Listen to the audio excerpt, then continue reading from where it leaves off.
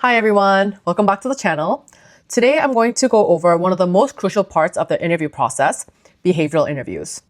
If you're aiming for a role at a top company, or even any company for that matter, nailing this part is going to be the difference between getting the offer or not hearing back at all. For those of you who are visiting for the first time, I'm Mika Kim, and I used to work at Deloitte, and now I'm a senior software engineer at a big tech company. And let me tell you, more often than not, behavioral interviews have been an offer maker for me. I've straight up had hiring managers tell me that they gave me an offer over engineers that had more technical background because of the behavioral interview, the things that I talked about, and they saw value in what I could bring to the team and the company. You could have the perfect resume, the correct skill sets, and the credentials, but if you fumble a behavioral interview, it can cost you the job. So today I'll walk through exactly what behavioral interviews are, why they're so critical, the famous STAR method that I'm sure you've heard about, but trust me, it's important. Real example of questions that might be asked and example answers to those questions, and some final tips that can make you a bit more memorable in this interview. So let's dive right in. So let's quickly talk about what exactly is a behavioral interview. In short, it's interviewers trying to gauge how you've handled situations in the past because it gives them clues about how you'd handle it in the future and what it would look like to work with you in a real work-life setting. Normally, it's questions such as, tell me about a time where you had a conflict with a coworker.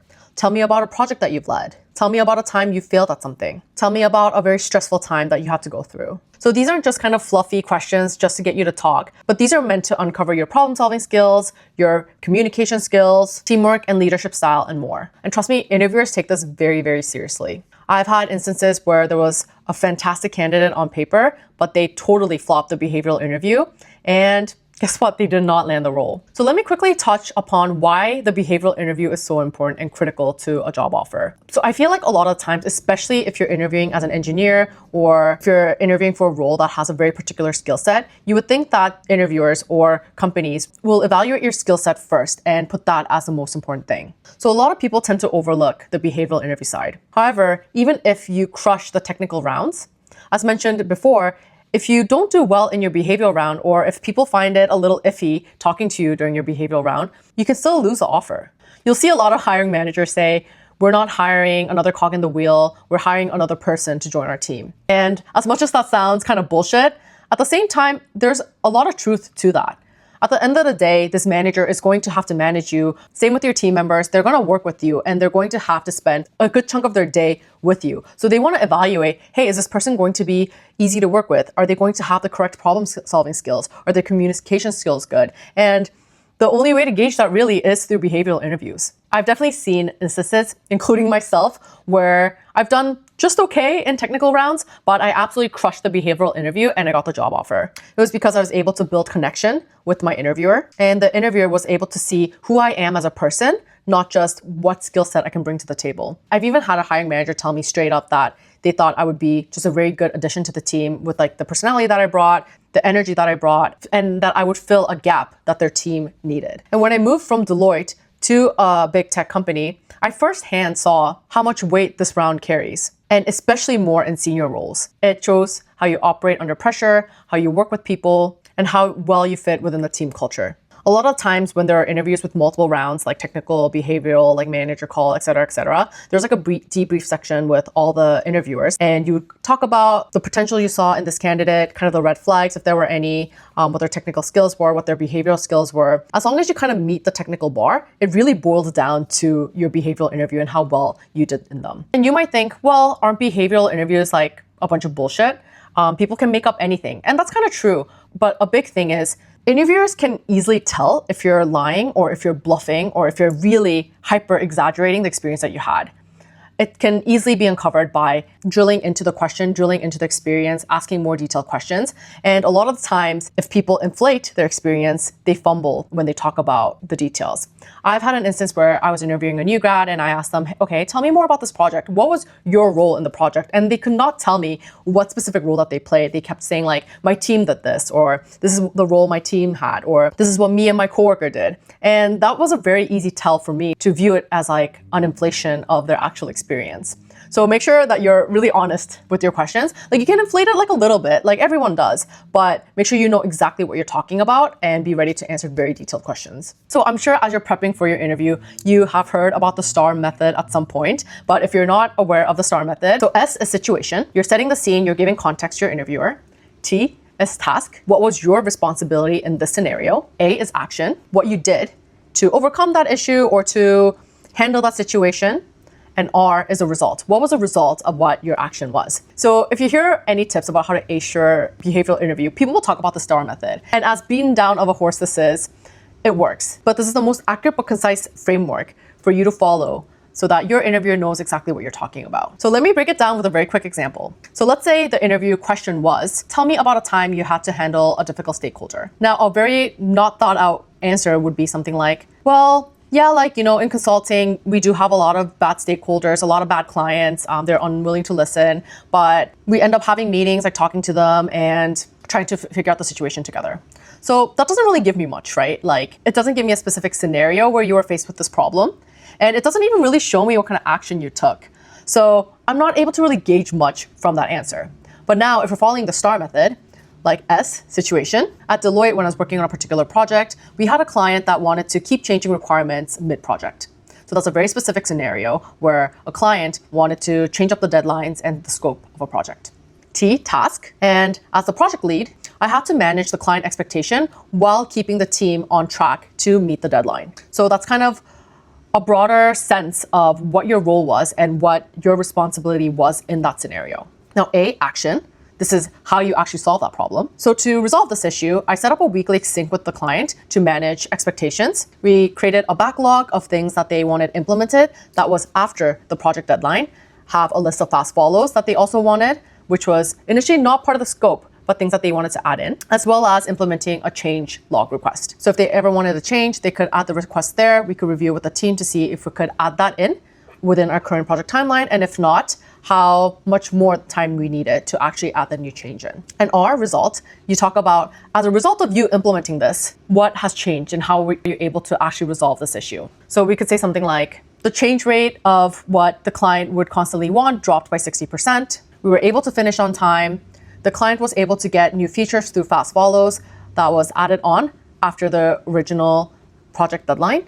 And we were able to renew our contract. So something like that, where you're concisely able to talk about the issue at hand without like rambling on with the story. And you can kind of stick to that guideline. It's clear, constructive, and impressive. So you want every question that you have to follow that particular flow. So let's quickly talk about top behavioral questions that are asked and some example answers. So all the questions that I'm about to talk about are questions that I have been asked personally as well. So the answers that I'll give you here are going to be a little bit more brief, just for the sake of time, but make sure to use the actual STAR method and give a bit more detail in each section when you're actually answering these questions for yourself. So just think of this more as kind of like a guideline and more as just like a taste of what the answers could look like. So you can kind of start forming the answers in your head. Number 1, tell me about a time where you failed. So I know this kind of throws off people because normally it's an uncomfortable feeling to talk about your failure, but everyone fails at some point in their career. Like, it's a normal thing. So own up to it, don't be shy, but make sure you come up with an example where you were clearly able to learn from it and grow from it. So for instance, a good answer would be like, at my previous company, I completely underestimated the complexity of a data migration. We hit delays and had to work weekends to catch up. However, through that, I learned the importance of risk mitigation, detailed planning, as well as adding in buffer for the projects. And as a result, the next time I had to estimate a migration plan, I was able to successfully get it done in the correct amount of time. Number 2, tell me about a time where you had a conflict with a team member. So the tip with this one is, don't get emotional with it, even if the issue was actually emotional. Don't throw anyone under the bus and just show emotional intelligence and how you were able to move on from that situation. So a good answer for this would look something like, there was an instance where a coworker and I had a disagreement in terms of how we should implement a particular feature. They were very adamant and they came off very defensive in one of our team meetings when I wanted to discuss a solution to the problem. So instead of having the tension build up, I booked a one-on-one with them so I could really understand where they were coming from, what areas of my implementations that they had concerns with. And we were able to kind of talk it through and come to like a middle ground of addressing their concerns while able to also follow some of the guidelines that I have written down. And we also ended up having a couple of more one-on-ones where we got to know each other kind of as human, not just coworkers. And that made the working relationship with us way more smooth down the line. Because at the end of the day, both of us want to do what's best for the project and what's best for the team versus having just clashes in opinions. The third question is a very common one, but it's also a very important one, which is, tell me about a project that you have led. Now, you want to highlight your leadership skill. your delegation skills, your communication skills with this one. And make sure you pick like a meaty project for this example. So you don't want to come up with like a very small project that you didn't really have much hands on, or that didn't have a lot of impact, because you want to also show your capability and the things that you have owned and done in your previous workplace. So a sample answer for this would look like, I was a project lead for a migration project that we did. It consisted of 10 team members, and I was ultimately responsible to break down the tasks, come up with an implementation strategy, come up with like a risk mitigation strategy. After breaking down the task, I was able to delegate it to different people on our team based on their strengths and their interests, and held weekly check-ins with our cross-functional partners. And we were able to migrate 20% of our code base within 2 months, something like that. Finally, another example is, how do you prioritize tasks when everything is urgent? And this actually happens in a lot of jobs where you will have multiple people tell you that whatever they're working on is the most important thing. So interviewers ask this question because they want to know how you're able to handle these situations. So for something like this, show a methodical approach and mention tools or techniques if you have any. So how I would answer this question personally would be, first of all, I will write down all the tasks that are needed. I'll see if any tasks are dependent on some other tasks. So for instance, I have to get A done before B because B depends on A. And then I'll also check if there are any tasks that are dependent on stakeholders or people from other teams, so that I'm able to send out those emails or messages or communications first, so I can have some time for them to respond. And another thing I like to do is get clarity on all the deadlines. So I know for a fact that this thing is due on this date or this thing is due on another date. And after I get all of those details figured out, I'm able to see what my priority list is and how I can go about finishing those tasks. And so these are some example questions and answers. And the goal here isn't to memorize exactly what I said word for word, but for you to actually prepare real stories from your work experience or from your school experience, so you can run through the STAR method and write it down yourself. All right, so before we wrap up, I want to give you some final tips. One is you want to prep 5 to 7 STAR stories ahead of time. So based on all these different behavioral questions, using the STAR method, you should come up with your own examples and write it down.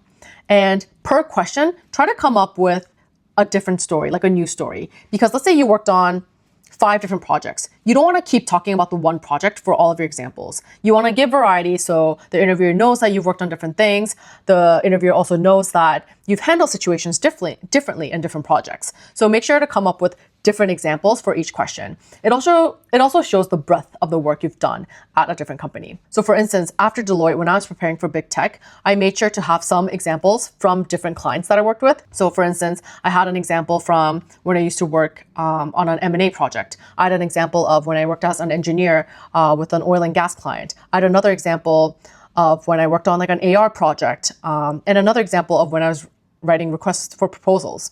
So as you can see, like it shows like the breadth of the work that I've done. I've worked as an engineer, I've worked on writing RFPs, I've worked on like an M&A project, while also being able to answer all of these questions. Also, another thing that is so important that a lot of people don't do is you need to practice out loud.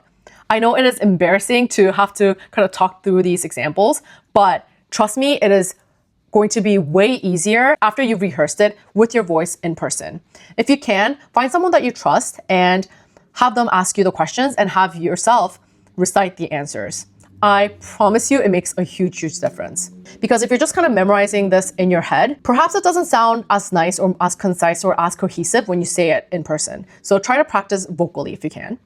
And the third tip is kind of related to the second one, but record yourself, or as I mentioned earlier, try to rehearse it with a friend. So you can get some feedback from them. They can say, perhaps you sounded a little awkward here, or it seemed like you were rambling here. Because yeah, when you get nervous and when you get put on the spot, you also might ramble. You might have this perfect STAR framework in your head engraved. You have all the answers engraved, but when you're actually on the spot, you might just go on and on about your story. Like it happens. It has happened to me before too, especially when I'm super nervous. So try to practice it, try to record yourself or practice it with a friend so you can see yourself talk. And 4, don't be afraid to ask for some time or to pause if you need it. Interviewers are totally okay with you taking some time to kind of reformulate your answer. And it's always better to have like a good, concise answer versus like a quick on the spot one.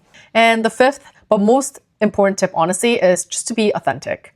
So yeah, it could sound like corny or whatever, but like I said, for a behavioral interview, at the end of the day, the interviewer just wants to know what kind of person you are and how you handle situations and how you work with other people. And they're trying to gauge once you join the company or the team if they're going to have a fun time working with you.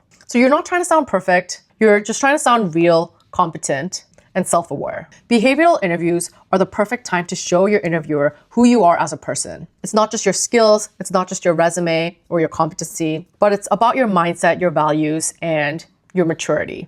So when you show up prepared, confident, and clear, it will make a huge impression on your interviewer. If this video was helpful, please like and share it to anyone else who is job hunting right now, and subscribe for more career tips for someone who's been in consulting and big tech. And if you have any other questions, please leave it in the comments and I will answer it to the best of my ability. And good luck in your job search, and I really hope all your interviews go well. Bye.